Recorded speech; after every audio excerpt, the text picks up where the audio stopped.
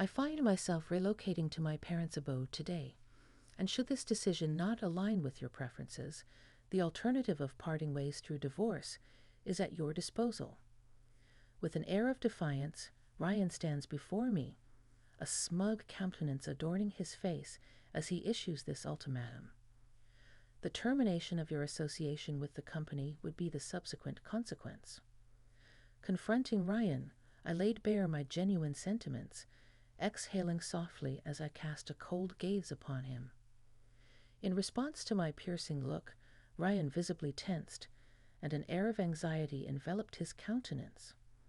Allow me to introduce myself. I am Kelly, a 44-year-old individual overseeing a company specializing in the production of vehicles and transportation components.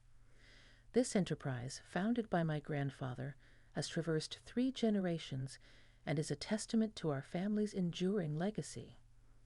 Originally, my aspirations leaned towards leading an ordinary life, devoid of the responsibilities associated with running a family business. Academic pursuits were not my forte, and upon completing my education, I secured a position at an IT firm. However, fate took an unexpected turn when my parents perished in a tragic accident when I was 26. The ensuing testament from my late father designated me as the heir to the company's presidency.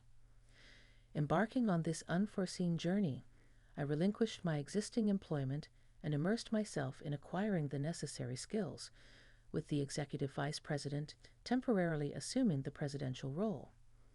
My dedication knew no bounds, sacrificing sleep to comprehend every facet of our product line and business management. Initially treated with fragility, I gradually earned the trust of my colleagues, finding the challenges of the role intriguing. At the age of 40, I ascended to the position of president. My life became synonymous with my work, and as those around me embraced marital bliss, my focus remained steadfast on professional pursuits.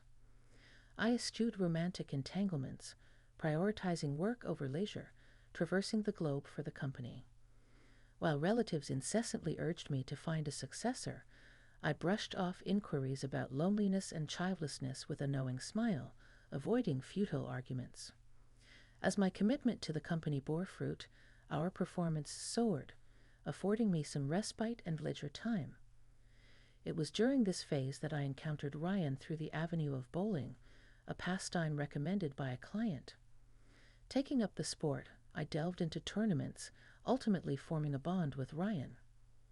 A kindred spirit, he not only shared my passion for bowling, but also introduced me to a world of sports, music, and theater, broadening my horizons. Despite the disparity in our ages, Ryan and I found common ground, participating in various activities together. He, with his plethora of hobbies, sparked my interest in golf, a realm I had not explored before. He became not just a companion, but a gateway to a new and vibrant world. Amidst these buoyant days, Ryan, surprising me with an unexpected proposal, expressed a desire for me to meet his parents. While the timing seemed premature, given our 2-month-old relationship, age and societal expectations pressed upon me. At 44, my first venture into romantic companionship was indeed an unconventional journey. I wasn't devoid of apprehensions, yet a sense of joy permeated my being. I harbored no intention of declining the invitation. A week later, we embarked on a visit to Ryan's familial abode, a meticulously arranged residence that emitted a faintly pleasing fragrance. In the welcoming living room, Ryan's parents greeted us warmly. His mother, exuding elegance with her hair adorned in a beautiful shade of purple, bestowed flattering words upon me. "My son is fortunate to have such an endearing companion like you," she declared, her smile radiating warmth. The praise, though well-intentioned, triggered a subtle unease at the nape of my neck. Ryan's parents continued their effusive compliments until a blush painted my cheeks. Seated beside me, Ryan beamed with pride. "Finding someone like her at 44 is a real catch," he remarked with a chuckle. His choice of words, albeit meant humorously, left me slightly uncomfortable, planting the seeds of unease in my chest. Despite this, the atmosphere remained amiable, and I entertained the thought that cultivating a harmonious relationship with these amiable in-laws post-marriage might be plausible. The earlier anxiety dissipated, yet a peculiar observation surfaced. Ryan referred to his parents as Mommy and Daddy. Recalling my own past usage of such terms, I questioned whether it was customary for adult men to employ such endearments. My limited exposure to societal norms, owing to my early loss of parents and relentless dedication to work, left me feeling out of touch. Opting not to dwell on this anomaly, I attributed it to my unconventional perspective. Certainly, Ryan must share a strong bond with his parents. He often praised his mother, a commendable trait. However, during a conversation about cooking, a comment from Ryan struck an odd chord. "Mommy's meatloaf is the best in the world," he declared, subtly diminishing my culinary efforts. "Kelly's meatloaf just isn't as good as Mommy's," he continued, leaving me with an inscrutable smile. Ignorant of my ambivalence, he exchanged smiles with his mother, who then proceeded to jot down the meat and potatoes recipe. As darkness enveloped the evening, the topic shifted to marriage. Ryan, catching me off guard, exclaimed, "I'd marry you right now if I could." It would make life easier, especially since freelancing doesn't pay much. This revelation startled me. My widened eyes betrayed my astonishment, for Ryan had previously mentioned working in sales. The information asymmetry between us became apparent. I hadn't divulged my role as CEO, and he hadn't disclosed his freelancing status. Embarrassed to admit my executive position, I hesitated, only to be met with a sharp retort from Ryan. His revelation uncovered a profound reason behind his unconventional career choice. 2 years prior, his father's severe illness had necessitated Ryan's departure from a sales job at a printing company. Becoming a freelancer allowed him to attend to his frail and sickly parents. Touched by his sacrifice, I felt a surge of shame for my initial disappointment. In the subsequent days, my perception of Ryan underwent a transformation. I realized he had prioritized his parents over his job, a testament to his kindness and warmth. The remnants of my earlier anxieties and discomfort evaporated. Eager to support him, I suggested he apply for a position at my company, reassuring him of no pressure. Surprised yet cautious, Ryan considered the proposition. I highlighted the shortage in our sales department, emphasizing the potential mutual benefit. With utmost care, I delicately broached the subject of Ryan potentially joining our company.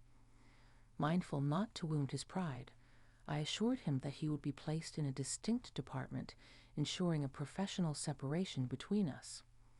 However, Ryan's reservations lingered, emphasizing his desire to earn and provide financial security for his mother. Was this an implication that he perceived my earnings as insufficient? To allay any misgivings, I retrieved my tablet, presenting an overview of our company's job offerings, detailing average salaries, holidays, paid leave, and comprehensive benefits. Ryan, growing increasingly intrigued, expressed a newfound interest. Seizing the opportune moment as our sales team was expanding significantly, I had already informed my secretary about Ryan's application, preemptively addressing potential issues. I concurrently approached my secretary with another request regarding our website. Ryan secured the job seamlessly. We opted for a discreet marriage, foregoing the ceremony to keep it clandestine from both relatives and, surprisingly, Ryan. His parents surprisingly raised no objections, their only concern being the frequency of our visits. Our modest celebration took the form of a quiet dinner at a restaurant, with the postponement of our honeymoon due to work commitments. In the aftermath of our union, Ryan's parents displayed remarkable acquiescence. We decided against moving to a new residence, deeming it financially prudent given Ryan's freelancer status. My apartment emerged as the chosen abode, conveniently situated in proximity to his parents' residence. However, the shift marked a discernible change in Ryan's demeanor. Suddenly, he began to belittle my professional standing, questioning the department I belonged to, seemingly oblivious to my role as a business owner. While I harbored no intention of concealing my position, I preferred it not to be widely disseminated. Then, shockingly, Ryan uttered something perplexing, insinuating that quitting was imminent. A wave of confusion enveloped me. Was it not Ryan, but me, who was expected to resign? As the unsettling realization dawned, Ryan smirked, revealing an unfamiliar and disconcerting expression. My heart raced as I mustered the courage to declare my steadfast commitment to my job. An unexpected twist surfaced. Maybe Ryan desired children. However, my inquiry was met with a startling revelation. Children were unequivocally out of the question. Ryan prioritized the caregiving responsibilities for his parents, vehemently rejecting the notion of expanding our family. This revelation left me dumbfounded, struggling to comprehend the sudden shift in priorities. Ryan, with an exasperated tone, emphasized the ongoing caregiving needs of his aging parents, unexpectedly pushing the responsibility onto me. The realization that he anticipated me quitting my job to assume this role was unsettling. Dual income, it appeared, now took precedence, and our days off were earmarked for returning to his parents' house to provide care. This unforeseen expectation left me grappling with a profound sense of shock and a growing unease, especially considering Ryan's markedly different attitude before our marriage. Ryan, once a vivacious individual with a myriad of interests, always exuding joy and a reliable positivity, had undergone a stark transformation that left me speechless. The prospect of visiting his parents' house, particularly after we had signed a contract for a new home nearby, now filled me with dread. Yet his parents continued to extend warm welcomes, expressing gratitude for my presence and offering treats. His father's kindness, coupled with his mother's consideration, made me feel like part of the family. Despite my initial reluctance to be swayed by Ryan's influence, his mother's happiness at my visits brought a sense of reassurance. The decision to proceed with the new house purchase was influenced by the comfort derived from his parents' presence. However, as my work commitments intensified, our visits to his parents' house became sporadic. I overheard a disconcerting conversation between Ryan's mother and another voice one day when I quietly entered their home. Shockingly, his mother criticized me, questioning my considerateness and housekeeping skills in a tone entirely alien to her usual demeanor. The words struck a chord, leaving me perturbed. Ryan's voice, previously smooth and charming, took a disturbing turn as he dismissed his mother's concerns, deeming me sturdy and suitable for physical work. The revelation that I was seen as a source of income and an expendable resource for their future plans left me feeling betrayed. Ryan's revelation that they intended to exploit me for financial gain, coupled with his mother's manipulative intentions, shattered the illusion of the warmth and kindness I had experienced. The realization that all the shared moments, laughter, and even cooking lessons were potentially mere acts fueled my despair. It became evident that I was perceived as caregiving staff rather than an equal partner. The final blow came as Ryan and his mother casually discussed their plan to manipulate me further, praising me to keep me content while exploiting my efforts for their gain. Feeling faint and overwhelmed, I quietly left their house, my grip on reality slipping. The revelation that they were manipulating me for financial gain was a profound shock. On my way home, I composed a message to Ryan and his mother, claiming sudden illness. The word divorce echoed in my mind. Quick decision-making had always been my trait, and the thought of ending this marriage, tainted by betrayal, took root. I reflected on my impulsive nature, acknowledging that society might perceive divorcing soon after marriage as unfavorable. However, considering the depth of deception and manipulation, The regret of staying in such a marriage far outweighed the societal judgments that might follow. The growing disdain for my life with Ryan reached a point where I found it unbearable. Swiftly, I began the process of preparing divorce papers, contemplating canceling the new house contract to safeguard my assets. Navigating property division complexities, I considered leveraging Ryan's emotional abuse as a means to protect myself. With a reliable consulting lawyer and a sincere secretary supporting me, I decided to proceed with caution after making this life-altering decision. Adopting a guise of submission, I avoided direct confrontations with Ryan, keeping my role as the company president under wraps. Reports from my secretary revealed that Ryan had caused numerous problems at work, hinting at deeper issues beyond our personal relationship. Eager to resolve workplace matters swiftly and then proceed with the divorce discreetly, I maintained secrecy about my professional identity, fearing complications if Ryan or his parents discovered the truth. With the help of my secretary, I meticulously prepared for the impending divorce, escaping the suffocating existence with Ryan that left me feeling as if I weren't truly alive. The opportune moment presented itself when I encountered Ryan at work. Unaware of my intentions, he greeted me with a full smile, leading me into an empty meeting room. Ryan, sensing my secrecy, sneered and taunted me, revealing his knowledge about the house purchase. His disdainful laughter sent shivers down my spine. His ultimatum, moving in with his parents or facing divorce, repulsed me. Determined to break free from his manipulative grasp, I confronted him, revealing that I am the company president.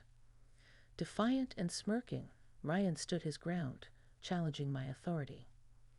Unfazed, I confronted him with the truth and the reality of his ignorance about my professional identity. As I showed him the company newsletter featuring an interview with me as the president, including my photo, disbelief washed over his face. Caught off guard, Ryan attempted to deny the truth, pleading that he was unaware. His feeble attempts at salvaging the situation crumbled as I calmly explained that he had the means to know, but chose not to. The revelation left him drained, realizing the gravity of his ignorance and lack of interest in my professional life. Despite his shock, the conversation shifted to our impending divorce. Panicked and trembling, Ryan struggled to comprehend the reality of the situation. My decision to end our marriage, fueled by the realization that I could not conform to his ideals, left him desperate. As I pulled out the divorce papers, I made it clear that divorce was the only option. I refused to succumb to his vision of an ideal woman, asserting my agency and signaling the end of a suffocating chapter in my life. I had retained the divorce papers since the moment I resolved to end my marriage with Ryan. As I presented the papers, Ryan appeared incredulous, vacillating between the reality of the divorce documents and my resolute gaze. Placing a pen on the table, I urged him to sign quickly. Frozen in place, his face drained of color, Ryan's momentary shock gave way to a hurried signing of the divorce papers. With the signatures in place, I declared matter-of-factly that we were now strangers to each other. Ryan, attempting to save face, mockingly suggested that talking back to one's husband was a failure as a wife. Unfazed, I bid him good riddance, noting that a woman who prioritizes her job over familial expectations is better off without such commentary. Despite his attempts to justify the situation, I maintained my composure. Ryan continued his verbal onslaught, questioning my understanding of the loneliness his parents would feel without me. Frustration and anger welled up within me, yet I restrained myself, clenching my teeth and glaring at him. Ryan, taking advantage of my silence, berated me further, casting aspersions on his parents' predicament. Feeling the weight of his accusations, I struggled to find words. The anger simmered beneath the surface, and while I yearned to lash out at Ryan, all I could manage was a silent glare. Ignoring my silence, Ryan arrogantly ordered me to return to my parents, accusing me of laziness and implying that I should tend to his parents' needs. Attempting to maintain my calm, I asserted that we were now strangers and excused myself, citing an impending important meeting. The anger that had initially clouded my judgment now brought me to a state of calm clarity. I reiterated my refusal to sacrifice my professional commitments for his parents. Ryan, taken aback by my unexpected defiance, accused me of talking back. I corrected him, emphasizing that I was no longer his wife, and challenged his skewed perception of a wife's role. I confronted him openly, questioning his selfishness and demanding that he take responsibility for his parents instead of pushing the burden onto me. Ryan's frustration grew as he struggled to comprehend my changed stance. In an attempt to justify his actions, he asserted that taking care of his parents was my responsibility. Exasperated, I pressed on, expressing my weariness of hearing about Mommy and Daddy, and refusing to accept his illogical expectations. I boldly asserted that, as a stranger, his parents were his responsibility. I suggested that he take a leave himself and address his parents' needs instead of unfairly imposing them on me. Ryan, speechless and unable to counter my straightforward stance, faced the stark reality that he couldn't continue exploiting my willingness to help. I discerned that Ryan's attempt to flatter me was merely a ploy to exploit my willingness to help. His candid admission surfaced in his comment, suggesting that with enough money, one could hire someone for caregiving. It revealed his consistent reliance on others, always delegating the responsibility of caregiving to someone else. I saw through the manipulation, realizing that Ryan expected me to play the role of caregiver, while he enjoyed a more carefree existence. Contemplating the possibility of a different future, Ryan pleaded tearfully for a fresh start. He reminisced about the enjoyable places we had visited before marriage, hoping to rekindle those moments. However, I saw through the facade, recognizing the horror of what could have been if I hadn't uncovered his parents' true nature. Politely acknowledging the past enjoyable moments, I hinted at my imminent meeting preparations. Brushing off Ryan's attempt to revisit the past, I hinted at the impending dismissal and casually waved him goodbye. As I reached for the door, Ryan abruptly grabbed my hand, demanding that we weren't done yet. His tearful eyes conveyed a mix of confrontation and confusion, questioning the dismissal and revealing his shock at my presidency. Despite his attempts to regain control, I held firm to my decision. Ryan's frustration reached a boiling point as he accused me of tyranny for firing him due to divorce. Undeterred, I pointed out the foolishness of his actions, which only fueled his tantrum. Exhausted by his antics, I covered my face, contemplating my next move.